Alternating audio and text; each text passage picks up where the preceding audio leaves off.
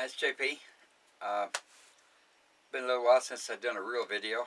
I did one, I guess it was yesterday, just fooling around as a joke, just to have fun. I just sneaked some pictures of my daughter in there, because she didn't want the camera on her, so even though she was showing off. Anyway, last night I was asked a direct question about safety in an RV.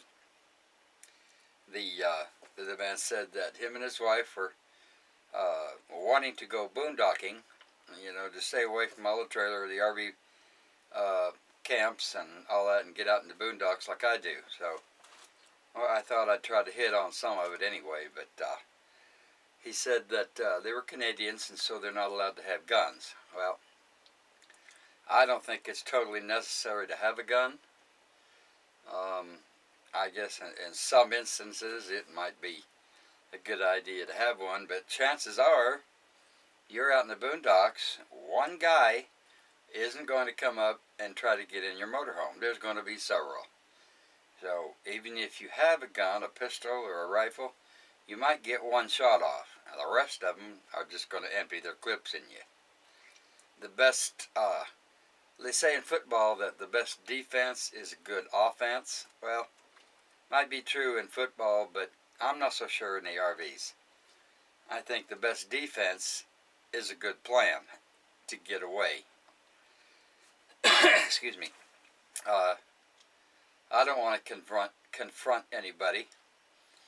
I'm not paranoid, but I am cautious, and some things that can happen might make you a little paranoid. But that's a good thing. If it's not extreme, it gets the blood pumping. It gets you excited, gets you thinking. It makes your adrenaline start going. Your reflexes are faster. My point to that is that when I pull into a place that I want to park that looks nice, I won't just go in there and park. I check it out. Check it out real good. Excuse me. So I always need a place to make sure that I have a place to get away from. I want a clear path. What's the matter with my mouth today? I want a clear path to get away. That's my main point, is get away. You only got a few seconds. So you'll never find my RV pulled nose in where I can't get away by going forward. I have to back up. That will never happen. I'll back in. Even if I'm missing a really nice view from the great big windows in the front. Well, that's just the way it is. I can always, go outside, and if it's safe, and take pictures. I don't have to sit in my easy chair to look out the window. So, what I'll do is, I've gone this over and over in my head. Now, I'll say it. I use meditation. It's not because I want to have an out-of-body experience or I might see something, I do it for concentration. I do it for, to clear everything that's going on around me. And I concentrate and think about what I will do if I am in a situation where my life is threatened.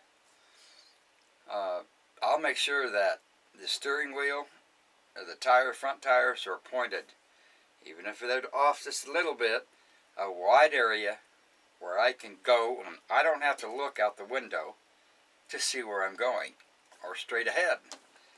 If I get into a situation like that where I know that things are going to happen, I'll hit the floor. I'll flat down it. And the old RVs, you can't really tell where the floor line is.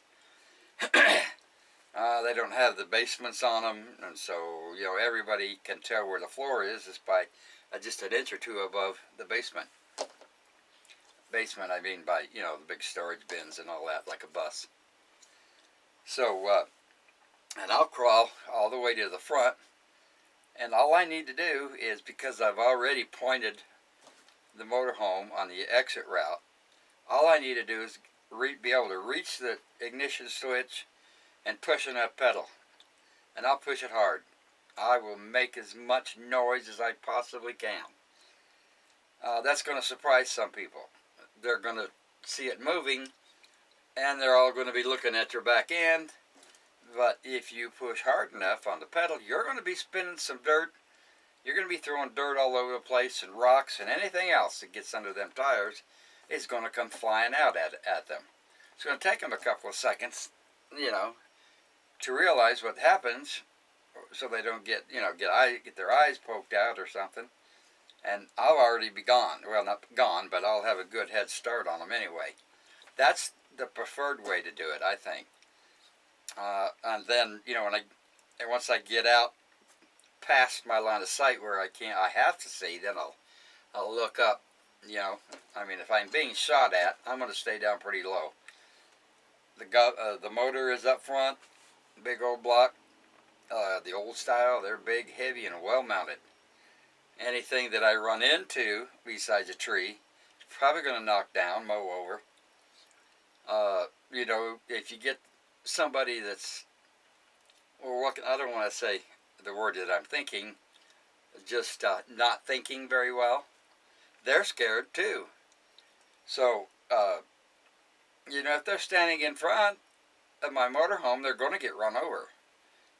I'm not going to try to go around them and say, would you please move so I can leave? I'm going to hit the gas pedal, and I'm out of there. And I'm not going to look back to see who's still standing. That's for sure. I have a gun. Like I said, they're not allowed to have guns in Canada, I guess. I'm not sure. But I have an old-style shotgun, 30 gauge, and I use some heavy shot in it. Double barrel side by side double barrel with 2 triggers. I can take a lot of stuff out at one time. Well, excuse me. And that's not the preferred way to do it. I think, you're going to get 1 or 2 shots off. Somebody's going to try to get out of the way. They see that gun coming out and point it at them. Well, they might scatter pretty good. Best defense, I can't stress it enough, is a good plan to get away. You don't have to be paranoid and be afraid and everything, but you got to be thinking about that plan in the back with today's world. Those people that are bent on harming you and taking whatever you have, that's what they're going to do. They're going to try their best to do it. So, best thing to do is don't argue with them, and don't argue with their guns or whatever it is they have for a weapon. Just get the hell out. A couple of other things that I'll do. He was also asking about a dog. Should he get a German Shepherd? Well, my opinion of that is there's lots of dog lovers. I might have to pause this thing and get over this tickly. Anyway, lots of dog owners, lots of dog lovers, and so I'm not going to say anything bad about it. I just think that dogs are too predictable. If they're in trouble, they're going to bark like crazy. If you're in trouble, they're going to bark like crazy. But you're not quite going to know if they're barking at a squirrel or a chipmunk. They'll growl, they'll make a bunch of noise. If they can get out, they'll run headlong into the face of danger and sacrifice their own life for you, trying to protect you. But, like I said, it's not going to be one guy. So one dog jumps on one guy, maybe. But one thing for sure, the dog, you're going to lose your dog. Just, that's just kind of the way. The odds of losing your dog are pretty slim, I guess. So, Lily, my cat, she's not an attack cat. She's not a guard cat, but if you watch her, I spent a lot of time when I first got her. She was just a little kitty. I spent a lot of time watching her, just watching what she does, when she's playing, how she reacts to different situations. She will usually let me know if there's something going on. Y'all can make fun of me if you want to, but I build her a nice sun deck That's what I call it, where she can sit up in the front there and look out all the windows, just about that high. And she'll sit there for hours just watching. And you can tell if there's something that she's really afraid of, because, you know, just her reactions. She'll back up, she'll get a little excited, and then maybe she might growl a little bit, but she'll let me know if something's out there. You know, she's in stock mode. They stick their neck way out like that, and boy, they're just staring at something. You know, or they'll put their ears back flat against their head. They're ready. They're ready to be do whatever they got to do. But most of the time they're very quiet. You'll never hear them, and they'll run off and hide. If somebody comes in, they'll run and hide. They're not going to attack anybody either. If they get on your shirt, if they can get to you, they'll go over the top of your head. Not many cats will jump back down on the floor. And they're going to take them back claws, and they're going to tear you up. That's just the way it is. I don't cut my cat's nail or claws at all. I let her take care of that.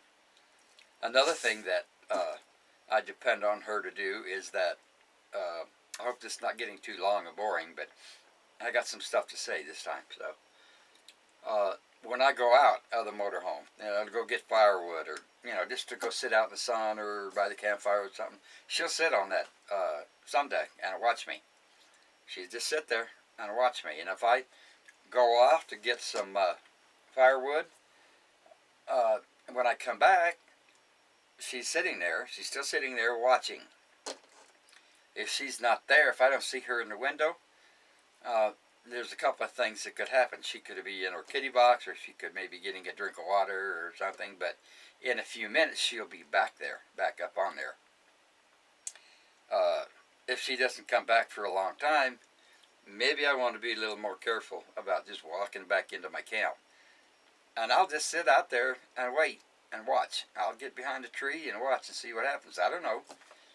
You know, if somebody got in there and closed the door behind them so that I would just walk right in there and get... So, I'll wait. If I have to sit out there for an hour and a half, 2 hours, I'll wait. Make sure, you know, nothing's going to happen. You can never tell, but I mean, you know, something will happen after 2 hours, I would think. Somebody will come out. You'll see it rocking around. You hear a noise. But that's a good thing about a cat. I think most cats are like that. It's kind of bred in them. They're predators. They were predators, and they know how to stalk. You watch them, you can tell. That's kind of about it. I had some other things to say, but I forgot what they were. I'll probably remember later, and maybe I'll do a short one again later. Darn, I should have wrote it down, and I forgot to write it down, so now I forgot what I was going to say. It's a vicious circle there, you know. So, anyway, I hope it helped a little bit, but yeah, the main concern of mine is just getting away. I'm not going to argue with anybody. If they come in, they surprise me. I'm not going to argue. I'll do what I can to stay out of the way. Don't talk to them. Don't look at them. They can have whatever they want. I'm insured. But it's hard for insurance to pay me if I'm dead, basically. Pretty blunt, but that's just the way it is. I'm not saying that everybody should be scared to go out by yourself. It just doesn't happen. And in the 3 or 4 years that I've been doing this all the time, sometimes longer, sometimes shorter, I've been scared a couple of times, but I was never in a situation where it was life-threatening and I knew it. But I have that plan. I'm always thinking about that plan. I can go out, have a good time, enjoy myself, cook on the fire. You got to be aware of your surroundings. And that's pretty much it. You know, you can't be afraid of everything that moves out there. Oh, I remember what it was. When I pull into a campsite and I find a spot that I want, I won't get out of the motorhome. I'll sit there for a while. I'll sit there for an hour, maybe 2 hours. and I'll just look around and watch. One thing that I've kind of surmised, I guess you could say, is that if the animals start coming in, and the squirrels and chipmunks, and they're all playing and they're having a good time and they're fighting with each other and rolling around, they're pretty used to humans, which means that there's been humans there before. I'm not saying that you should go out and try to find a place that no human has ever been. That's not going to happen. But animals, humans are pretty much like animal on a basic instinct. I pull into a spot, they're not going to come running out. If they're afraid, they're not going to come running out to greet me. They're going to hide. And they're going to wait to see what I'm going to do. And if they need to, they'll get out of there. If something scares them, they're gone. They won't come back. So anyway, yeah, that's what I do. I watch the animals for a little bit first. They're cute, and, and they have a good time, and everybody likes to see pictures of them and all that. But it's a good indication that they're used to humans, and people can just walk right in. They don't disappear. Old cowboy thing. You can tell. Watch the birds. Birds disappear. Something's out there. That's just the way it is. So anyway, I guess that's it. Like I said, I'll think of something later again probably. But for now, that's it. I hope that helped. Maybe you got you some brain juices going there to think about your own ideas. I'd be glad to hear them. I'm all up for safety while I'm out. So try to have a good day. It's morning here, so whatever time it is where you are, I hope it's a good time. See you later.